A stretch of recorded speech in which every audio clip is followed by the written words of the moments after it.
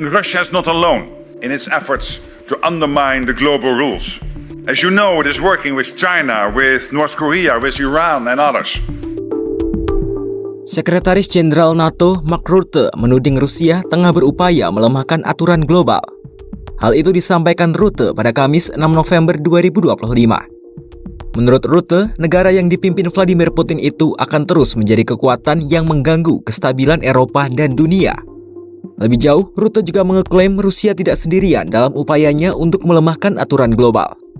Rutte menuding negara seperti China, Korea Utara, Iran, dan negara-negara lainnya juga terus bekerja sama dengan Rusia. Ia bilang kerjasama itu menjadi pemicu meningkatnya kerjasama industri pertahanan ke level yang belum pernah terjadi sebelumnya. Rutte pun meminta aliansi NATO untuk ikut bersiap menghadapi sejumlah konfrontasi jangka panjang yang berpotensi terjadi. Because the threats we face are real and lasting. Russia's unprovoked war against Ukraine is the most obvious example of the threat.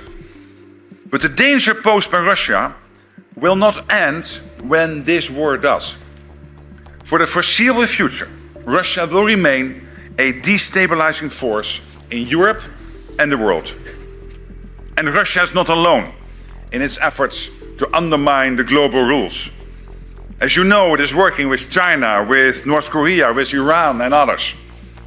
They are increasing their defense industrial collaboration to unprecedented levels. They are preparing for long-term confrontation. We cannot be naive. We must be prepared.